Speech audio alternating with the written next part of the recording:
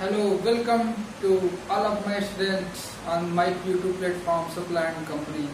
दोस्तों, जैसा कि आप लोग जानते हैं CDP की 3 क्लासेस चल चुकी हैं, जिसमें मैंने CDP की बेसिक हिस्ट्री साइकोलॉजी की रीड की है, डेवलपमेंट के जो डोमेन होते हैं उसको डेवलप किया है, आपके कॉन्सेप्चुअल डेवलपमेंट, खुद के डोमेन के डेवलपमेंट में आपके कॉन्सेप्चुअल डेवलपमेंट को मैंने जोड़ा और उसके बाद कॉलेज ऑफ डेवलपमेंट आपको मैंने पढ़ाया। आज हम डेवलपमेंट के प्रिंसिपल को देखते हैं। यहाँ से क्वेश्चन हर साल भर के आते हैं, भर के मतलब बोरे से भर के नहीं, एक क्वेश्चन हर साल आते हैं। So dear friends, today let us enjoy the principle of development. आइए देखते हैं दोस्तों, डेवलपमेंट में आप लोगों ने पढ़ा तो होगा विकास का सिद्धांत, जिन्होंने पढ़ रखा होगा चाइल्ड डेवलपमेंट का, पर थोड़ा सा मुझसे पढ़िए, मैं थोड़ा दूसरी तरह से इसको डील करता हूँ। देखिएगा कैसे आपको पढ़ने हैं।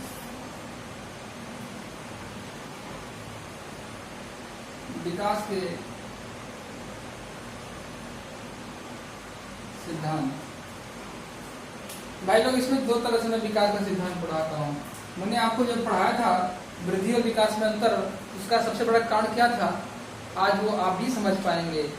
यहाँ पे एक वृद्धि का सिद्धांत है और एक विकास का सिद्धांत है। वृद्धि का सिद्धांत मतलब क्या, केवल शारीरिक विकास का सिद्धांत। तो पहला हेडिंग हमारा रहेगा principle of physical development.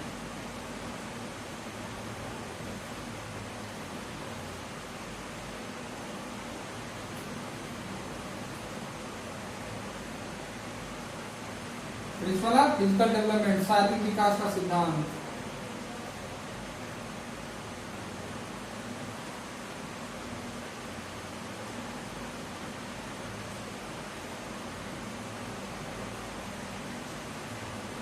So my dear friends, देखते हैं शारीरिक विकास का सिद्धांत कहाँ है, कैसे है, क्या है। इसमें मुख्य रूप से 3 सिद्धांत है और तीनों सिद्धांत से हर साल लगभग क्वेश्चन आते हैं। फ्रेंड्स, आप लोग प्रीवियस ईयर पेपर उठा के देख लीजिएगा। मैं खुद जब सिद्धांत बताऊंगा तो मैं बताऊंगा कौन सा क्वेश्चन किस साल में आया हुआ है। देखिए, पहला सिद्धांत है सिरस्थ सिद्धांत। पहला सिद्धांत है सिरस्थ सिद्धांत। सिरस्थ सिद्धांत क्या होता है दोस्तों, इसको सेफोकार्डल भी बोलते हैं, प्रिंसिपल ऑफ सेफोकार्डल प्रिंसिपल, इसको प्रिंसिपल ऑफ सेफोकार्डल बोलते हैं। सेफोकार्डल का मतलब सिरस्थ का सिद्धांत। सिरस्थ सिद्धांत क्या होता है भाई लोग, देखो, जब बच्चा पैदा होता है तो ऐसा बोला जाता है कि उसका जो सर होता है उसका विकास ज्यादा होता है अपेक्षाकृत पैर के। इसीलिए आप देखते होंगे हमारे, आप अपना देख सकते हैं कि सबसे ज्यादा छोटी जो आपकी अंग है वो कौन सी है, पैर की सबसे छोटी उंगली है। पैर की सबसे छोटी उंगली सबसे छोटा अंग है। जब बच्चा पैदा होता है तो सबसे ज्यादा विकास मस्तक में होता है, उसके बाद धीरे धीरे नीचे की तरफ विकास का क्रम होता है। तो विकास की दिशा का सिद्धांत किस लोगों ने सुना होगा, तो विकास की दिशा का सिद्धांत यही है, सिरस्थ सिद्धांत। इसमें पहले टॉप में ज्यादा डेवलपमेंट होता है, उसके बाद बॉटम में। विकास की दिशा क्या होती है, टॉप टू बॉटम, सर से पैर की तरफ। तो सिरस्थ सिद्धांत क्या कहता है, बालक का विकास सिर से पैर की तरफ होता है। कैसे होता है, विकास का क्रम कैसा होता है, सिर से पैर की तरफ।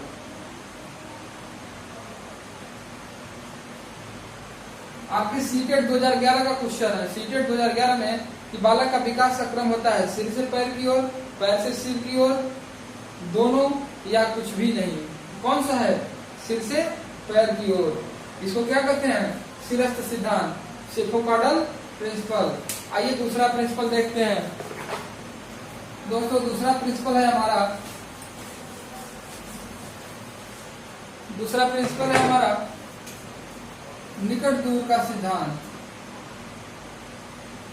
निकट दूर का सिद्धांत कौन सा, निकट दूर का सिद्धांत। दोस्तों, निकट दूर का सिद्धांत क्या है, निकट दूर के सिद्धांत को प्रॉक्सिमल डिस्टेंस बोलते हैं।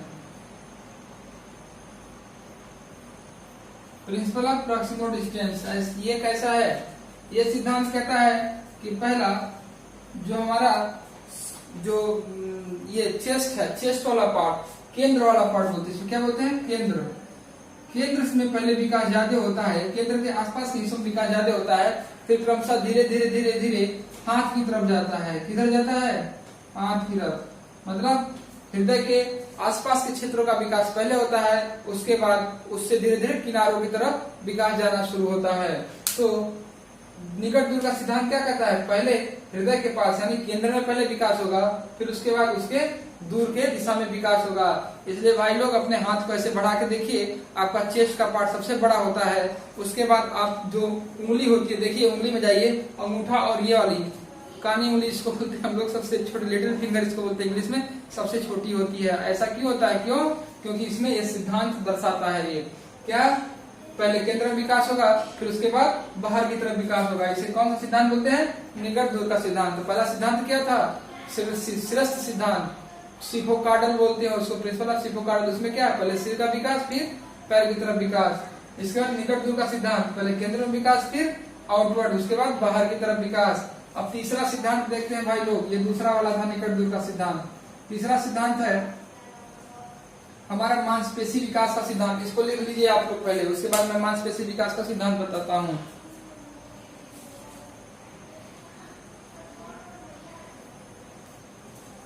देखिए मांसपेशी विकास का सिद्धांत क्या होता है उसको देखते हैं। तीसरा है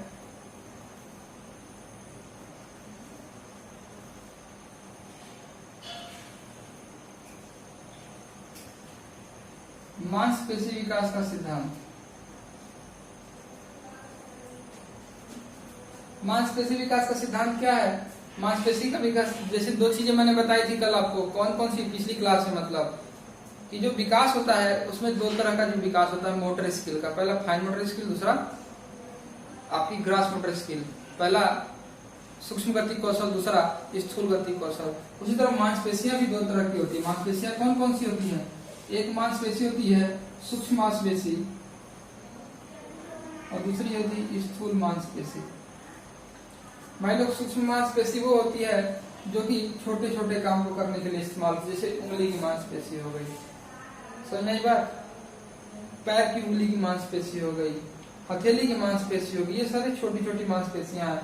और स्थूल का मतलब बड़ी मांसपेशियां, जैसे भुजाओं की मांसपेशियां, आपके थाई की मांसपेशी, एब्डोमेन की मांसपेशी, चेस्ट की जो है मसल्स, ये सारे कैसे हैं? स्थूल हैं। तो सूक्ष्म मांसपेशी और स्थूल मांसपेशी। देखिए इसमें भी क्वेश्चन बनता है कैसे कि पूछता है कि किस मांसपेशी का पहले विकास होता है? स्थूल मांसपेशी का पहले विकास होता है। स्थूल मांसपेशी का पहले विकास होता है। पहले विकास किसका होता है? स्थूल मांसपेशी का। और सूक्ष्म मांसपेशी का बाद में विकास होता है। इसका क्या होता है? बाद में विकास होता है। तो आपको पता होना चाहिए स्थूल मांसपेशी पहले विकसित हुई और बाद में हुई सूक्ष्म मांसपेशी। अब ऐसा क्यों हुआ? देखिए उदाहरण के लिए, जब बच्चा छोटा होता है, अच्छा बताना थोड़ा, सूक्ष्म मांसपेशी से कौन सा काम होता है? खिलौना बनाना मिट्टी का, पेन से लिखना, या दीवार पे पेन से लिखना, पेपर पे पेन से लिखना, अच्छे से लिखना, ये सारी क्या है? सूक्ष्म मांसपेशी का काम है। डिजाइनिंग करना, फाइन आर्ट का काम है, क्राफ्टिंग करना, ये सूक्ष्म मांसपेशी का काम है, क्योंकि ये सारे हथेलियों के काम इसमें पड़ते हैं।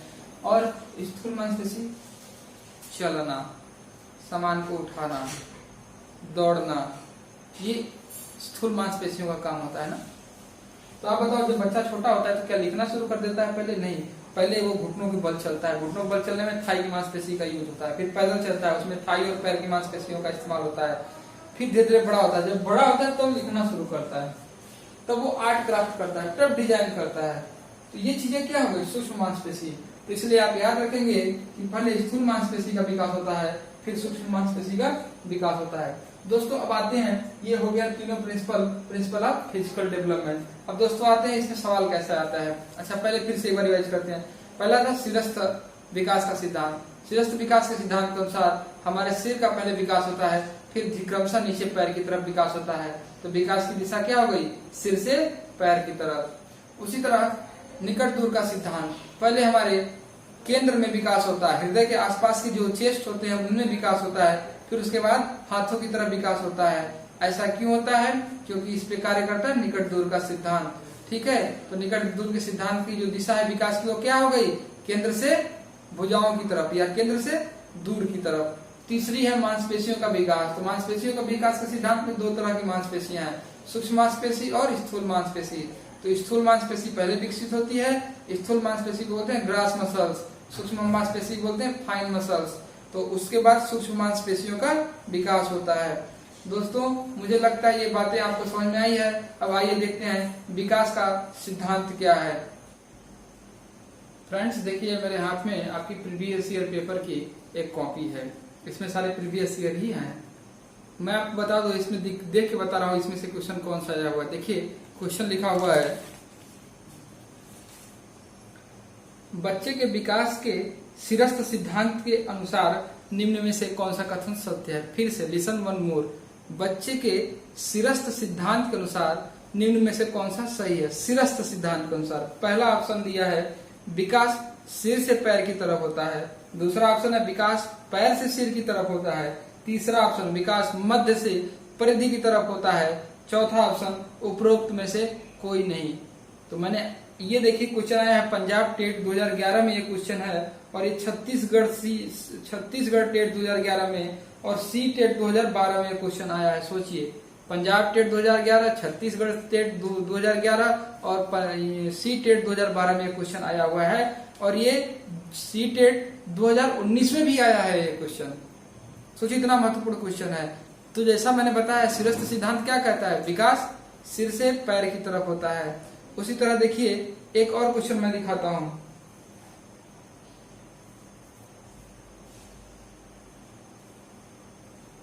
देखिए बालक के शारीरिक व क्रियात्मक विकास की दिशा क्या होती है। क्वेश्चन है बालक के शारीरिक और क्रियात्मक विकास की दिशा क्या होती है। सिर से पैर तथा शरीर के बाहर से मध्य की ओर। सिर से पैर तो सही कहा, लेकिन शरीर के बाहर से मध्य की ओर नहीं होता है। दूसरा ऑप्शन सिर से पैर तथा शरीर के केंद्र से बाहर की ओर। तो यही ऑप्शन सही है। क्यों? क्योंकि सिरस्थ सिद्धांत क्या कहता है, सिर से पैर की तरफ विकास होगा, और निकट दूर सिद्धांत कहता है केंद्र से बाहर की ओर विकास होगा।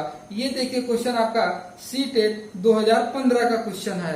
अब सोचिए यहाँ से क्वेश्चन बनाए हुए आए हैं कि नहीं आए हैं। एक क्वेश्चन आपका है कि बच्चे का पेन से पेपर पर लिखना कौन सी कला कहलाती है। क्या है, जिसमें पहला ऑप्शन सूक्ष्म मांसपेशियों का इस्तेमाल, दूसरा ऑप्शन स्थूल मांसपेशियों का इस्तेमाल, तीसरा ऑप्शन कुछ कहा नहीं जा सकता, चौथा ऑप्शन दोनों। तो कौन सा होगा इसमें? पेन से पेपर लिखना सूक्ष्म मांसपेशियों का इस्तेमाल होता है। दोस्तों देखिए जो मैं पढ़ा रहा हूँ वो रिलीवेंट है, इससे आप समझ सकते हैं।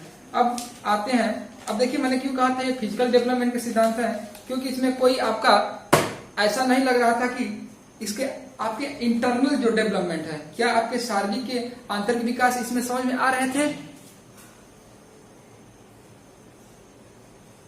इसमें आपको कोई आंतरिक विकास नहीं समझ आ रहा था। इसमें केवल कौन सा विकास समझ आ रहा था, ऐसा विकास जो आपके शरीर से जुड़ा हुआ है, आपकी इंटरनल क्वालिटी से जुड़ी हुई कोई विकास नहीं थी। अब जो इंटरनल क्वालिटी से विकास जुड़ती है, जो आपके नेचर से विकास जुड़ना शुरू कर देती है, उसको कहते हैं विकास का सिद्धांत। तो वृद्धि और विकास में तो यही अंतर था ना, कि वृद्धि क्या थी, केवल शारीरिक विकास था, और जो विकास था वो क्या था, संपूर्ण विकास था। शारीरिक, मनोवैज्ञानिक, सामाजिक, भौतिक, जितना भी विकास था सारा कुछ विकास में आता था। तो आते हैं हम विकास के सिद्धांत पे। दोस्तों मैं क्लियर कट कर दूं, आप अलग अलग बुक हो सकता है देखें, तो यहाँ पे मैंने विकास के 11 सिद्धांत लिखे हैं। ये अधिकतम सिद्धांत नहीं हो सकता है, क्वालिटी के आधार पर सिद्धांत बनाते हैं। कोई किसी बुक में और ज्यादा दे, किसी बुक में 6 या 7 ही सिद्धांत दे। तो कृपया करके सिद्धांत कितने प्रकार के होते हैं कभी क्वेश्चन नहीं पूछा है, और न ही ये निश्चित है कि सिद्धांत कितने प्रकार के होते हैं विकास के। क्यों? क्योंकि गुण धर्म के आधार पर ये सिद्धांत बनाए गए। हालांकि मोस्टली एजुकेटर इन्हीं 11 सिद्धांतों को बताते हैं, इससे क्योंकि क्वेश्चन आए हुए हैं, इससे बाहर क्वेश्चन नहीं आते, इन्हीं सिद्धांत पे क्वेश्चन आते हैं। जैसे बता दूं पहले, निरंतरता का सिद्धांत सीटेट 2011, व्यक्तिगत विभिन्नता का सिद्धांत सीटेट 2012, परमाणुता के सिद्धांत पे अभी तक क्वेश्चन नहीं आया है। समान प्रतिरूप का सिद्धांत सीटेट 2015, सामान्य से विशिष्ट का सिद्धांत उत्तर प्रदेश टेट और पंजाब टेट 2011 में। उसके बाद परनिर्भरता से आत्मनिर्भरता का सिद्धांत अभी तक क्वेश्चन नहीं आया है। अंकनिरता से परकेंद्रिता पर क्वेश्चन नहीं आया है, लेकिन चक्रीय प्रकृति के सिद्धांत पर सीटेट 2012, सीटेट 2015, सीटेट 2011 तीनों साल क्वेश्चन आए हुए हैं। संचय एवं पुनरावृत्ति के सिद्धांत पर कोई क्वेश्चन नहीं आया हुआ है। क्रमिक विकास के सिद्धांत पर सीटेट 2011 में क्वेश्चन देखने को मिला था। प्रकृति एवं पर्यावरण की अंतःक्रिया का सिद्धांत, दोस्तों ये क्वेश्चन तो यूपी टेट में आ चुका है। सो माय डियर फ्रेंड, विकास के इन्हीं 11 सिद्धांतों से क्वेश्चन आते हैं, इसीलिए इन 11 सिद्धांतों को लिखा गया है और इससे बाहर क्वेश्चन अभी तक नहीं देखे गए हैं। और मैं ये निश्चित कर दूं आपको कि कोई भी सिद्धांत का नाम आपको रटना नहीं है। कोई भी ऐसा नहीं कि आप लोग यार 11 सिद्धांत लिखवाए है चलो सबको रट्टा मारते, ऐसा नहीं करना है। आप नाम पढ़िए, आप सिद्धांत क्या कहता है अपने आप समझ आएगा। आपको ऑप्शन मिलेगा दोस्त, आपको बुक पे लेके लिखना नहीं है, आपको ऑप्शन से काम करना है। तो आपके सामने तो आंसर दिया रहेगा, लिखेगा सिर से पैर का सिद्धांत क्या है, सिरस्थ सिद्धांत है। थोड़ी ना रटना है सिद्धांत सिद्धांत, ऐसा कुछ नहीं करना है। तो आइए आज देखते हैं इन 11 सिद्धांतों का नाम देखेंगे, उसके बाद इनके बारे में डिटेल कल की वीडियो में हम देखेंगे। पहला सिद्धांत का नाम है निरंतरता का सिद्धांत। इससे विकास निरंतर होता रहता है, इस तरह की प्रक्रिया है। व्यक्तिगत विभिन्नता का सिद्धांत, इसमें है कि इंडिविजुअल डिफरेंसेस हर लोगों में है, इसलिए विकास इंडिविजुअली अलग अलग होता है। परमाधिता का सिद्धांत मैं बताऊंगा ये क्या है, नाम से नहीं समझ में आएगा, लेकिन जो इंग्लिश में समझो मॉडिफाई करना, तो नेचर को मॉडिफाई किया जा सकता है, विकास को रुका नहीं जा सकता, कुछ ये सिद्धांत कहता है। समान प्रतिरूप का सिद्धांत मतलब सबका कोई बालक है तो बालक की तरह विकास करेगा, आदमी है तो मनुष्य की तरह विकास करेगा ना, जानवर की तरह विकास करेगा, चाहे वो अफ्रीका को, चाहे अमेरिका को, चाहे भारत को, चाहे मुस्लिम हो, चाहे हिंदू हो, चाहे वो ईसाई हो, चाहे कोई भी धर्म का हो, ठीक हो। सामान्य से विशिष्ट का सिद्धांत, आप लोगों ने शिक्षण का जो पद्धति होती है, शिक्षण विधियां जो होती है, उसमें विशिष्ट से सामान्य पढ़ा होगा, तो आप लोग इससे कंफ्यूज मत होइएगा दोस्तों। ये सामान्य से विशिष्ट का सिद्धांत है। सीटेट में क्वेश्चन पूछ चुका है 2011 में कि विकास का क्रम सामान्य से विशिष्ट की ओर होता है, विशिष्ट से सामान्य की ओर होता है, किसी भी ओर हो सकता है या इसमें से कोई नहीं। तो विकास का क्रम सामान्य से विशिष्ट की ओर होता है। उसी तरह परनिर्भरता से आत्मनिर्भरता का सिद्धांत, आत्मकेंद्रिता से परकेंद्रिता का सिद्धांत, चक्रीय प्रकृति का सिद्धांत मतलब चक्रीय रूप में विकास होता है, कभी कम कभी ज्यादा, संचय एवं पुनरावृत्ति का सिद्धांत, और 10वां है क्रमिक विकास का सिद्धांत, 11वां प्रकृति एवं पर्यावरण का अंतःक्रिया का सिद्धांत। दोस्तों इन 11 सिद्धांतों को आप भी थोड़ा अपने से सेल्फ स्टडी करिएगा। आज यहीं तक क्लास करते हैं, कल इनके बारे में हम काफी डिटेल में अध्ययन करेंगे। तब तक के लिए नमस्कार, जय हिंद, जय भारत।